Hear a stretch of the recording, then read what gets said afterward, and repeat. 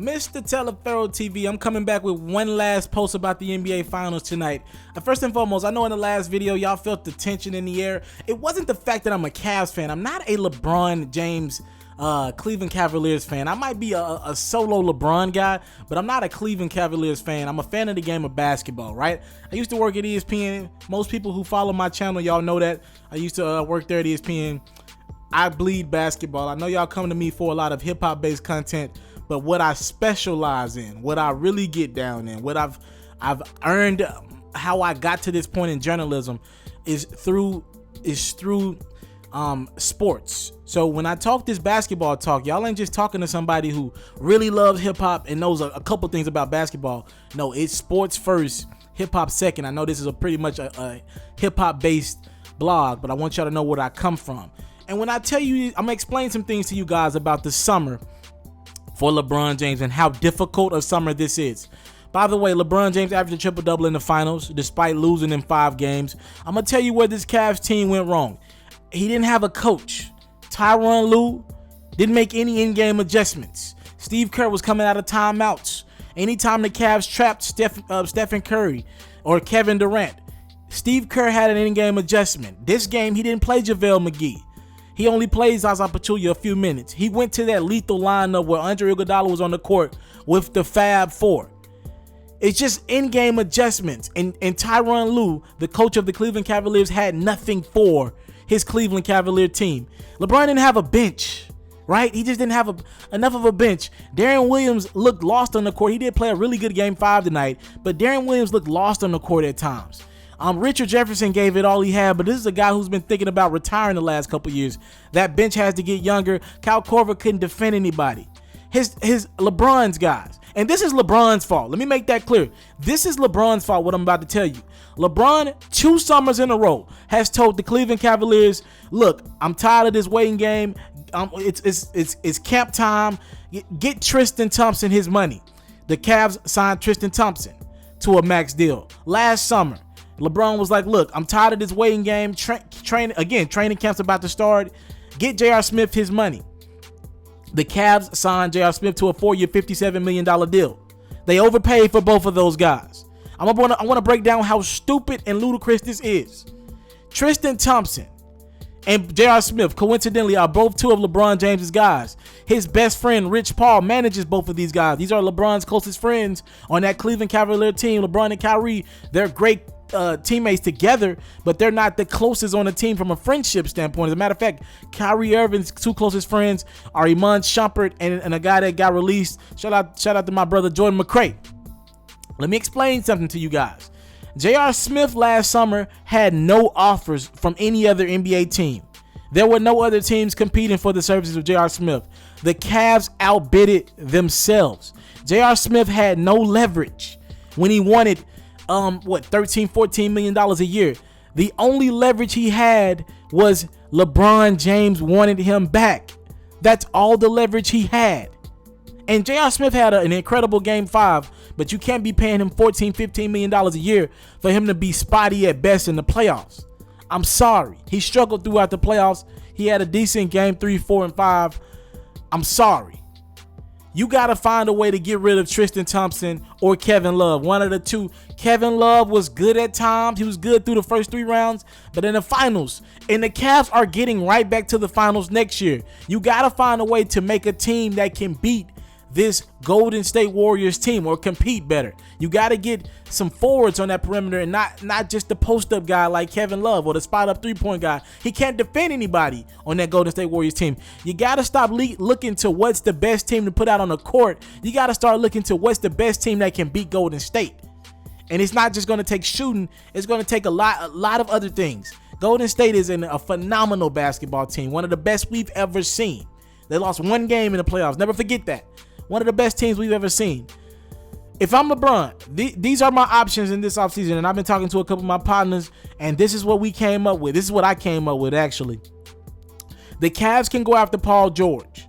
Now, Paul George does not have a no-trade clause. Let me make that clear. He does not have a no-trade clause. But here's what you do. You, LeBron James, you go call Paul George and tell him, look, do you want to play with me? Be a part of history? What you want to do? Paul George then goes to the Indiana Pacers and says, look, I look, I'm a free agent after the season. I'm not coming back to your team. You could either trade me right now and get something for me or let me walk. Well, I know you guys are hearing me say Paul George doesn't have a no trade clause. He just can't force his way to a team, can he? Well, here's the thing.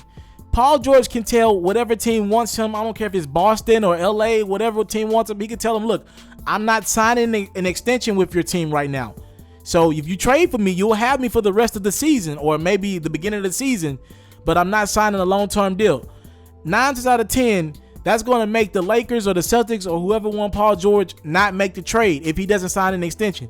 Nobody's going to trade for Paul George if he doesn't agree to sign an extension. So Paul George can say, I'll only sign an extension with the Cleveland Cavaliers.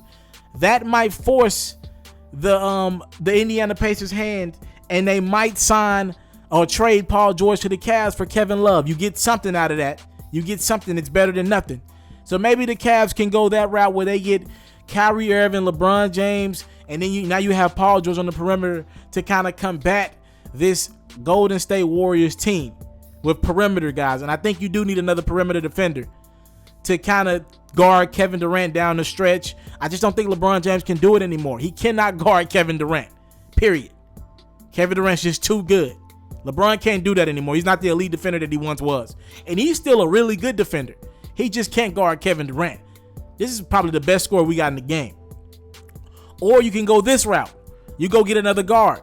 I think one of the problems in the playoffs is that Steph Curry was able to go off on offense. Kyrie was guarding him on offense. And then when Kyrie got on offense, Steph was able to let Klay take all his dirty work. So Steph was fresh offensively. Steph was just staying at home on shooters like J.R. Smith. So you got to find a way to make Steph Curry defend. Maybe you don't go after Paul George. What if you're the Cavs, you trade Kevin Love or Tristan Thompson, and then you go after Chris Paul? I know it sounds like a far-fetched solution, but you go get Chris Paul. Kyrie's a 2, man. I'm sorry, man. Kyrie Irving is a small shooting guard. He's a 2 guard. He can't really pass like that. His game is literally ISO basketball at the 2. Maybe you go get Chris Paul. Now Steph can't just chill on defense. He's got to guard either Kyrie or Chris Paul. And I know Steph's gave Chris Paul fits in the past, but also remember Chris Paul was getting crossed over by Steph. But then on defense, Chris Paul was getting locked up by Klay. So Steph has always been able to hide. You got to make Steph defend. So you go out and maybe you go get a Chris Paul. You trade Kevin Love or Tristan Thompson. You get rid of their max money. You go get a Chris Paul. He's a free agent this offseason. That's one of LeBron James' closest friends. That'll be the easiest move to make. Here's another move that a lot of people are calling for.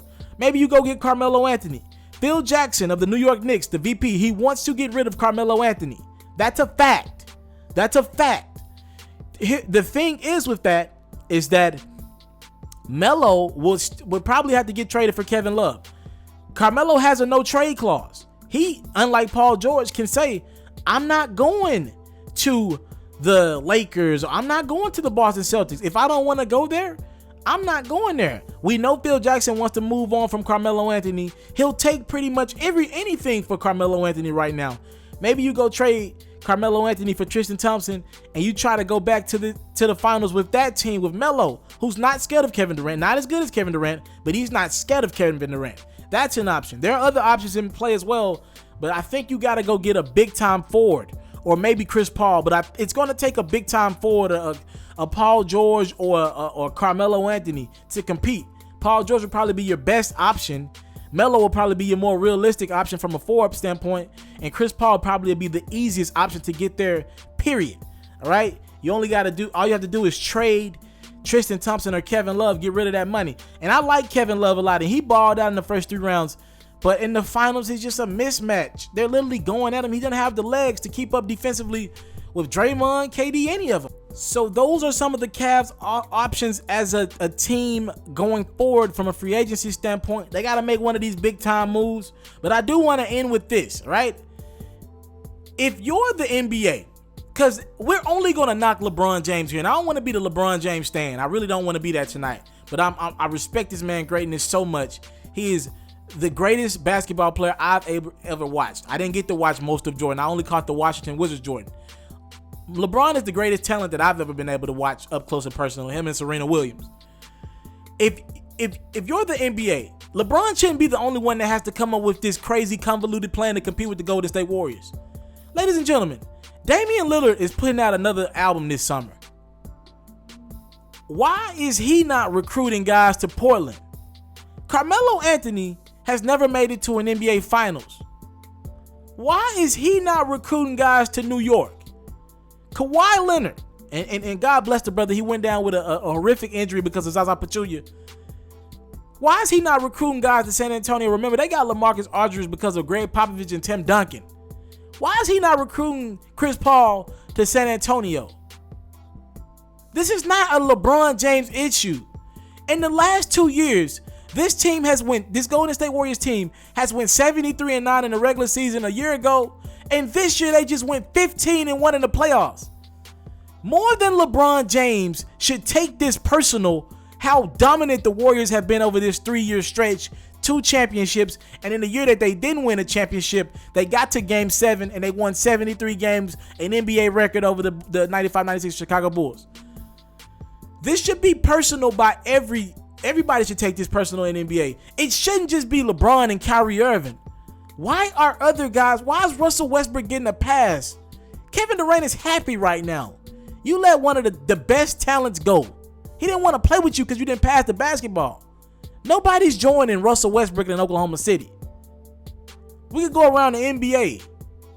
Why are stars not recruiting? You see that the recruiting mechanism is working. Look at the NBA champions. It's been dominated by the Cavs and Warriors pretty much, or whatever team LeBron is on. Alfred Taliaferro, Mr. Taliaferro TV, thank you for the time and support. Don't take it for granted. Salute. I'm out. If you're looking to book me for an interview video or by phone, if you're looking to have your music or your skill featured on my daily podcast, if you're looking to book me for a speaking engagement to help motivate some kids, if you're looking to have me rock some of your clothing to help promote your brand, make sure you hit me up at booking@itsmrtaliaferro.com. Again, that's booking@itsmrtaliaferro.com.